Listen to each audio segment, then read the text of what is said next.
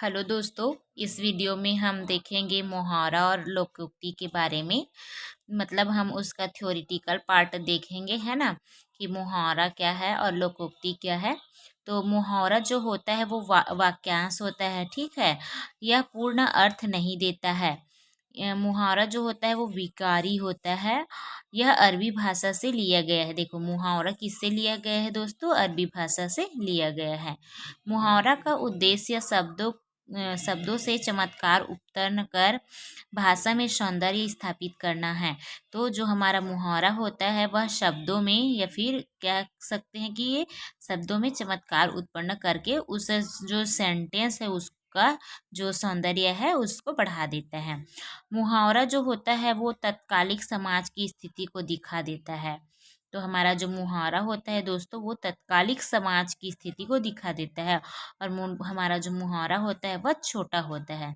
जैसे कि दोस्तों, मुहावरा जो होता है वो इस प्रकार से छोटा छोटा रहता है ना। जैसे कि आप देख ही रहे हैं, सिर उठाना, सिर माथे लेना, अंगार सिर पर धरना। तो इस प्रकार का जो छोटा छोटा सेंटेंस होता है वो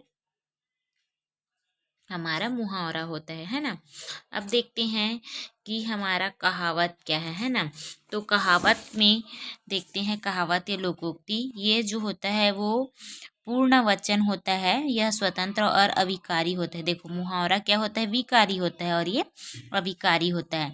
विकारी मतलब मुहावरे पर किसका इफेक्ट पड़ेगा दोस्तों? है ना, वचन, संज्ञा, इन सब का इफेक्ट पड़ेगा। लेकिन लोकोक्ति में इसका इफेक्ट नहीं पड़ेगा क्योंकि ये अपने आप में स्वतंत्र और पूर्ण होता है। इसके पीछे पुरानी कहानी छिपी होती है। यह आम आदमी के जुबान की शोभा होती है ना। कई लोग जो होते हैं वो हर एक बात में कुछ कुछ कहावत बोलते रहते हैं ना। इससे तत्कालिक धार्मिक, सामाजिक, राजनीतिक स्थिति का ज्ञान होता है। इसका उद्देश्य या तर्क द्वारा किसी बात को सिद्ध करना या विरोध करना होता है। इसे विश्व की नीति साहित्य का अंग मानते हैं। देखो, नीति साहित्य का अंग किसे मानते हैं हम? कहावत को। यह लंबाई में बड़ा होता है। तो चलिए कुछ हम कहावत के उदाहरण देख लेते हैं।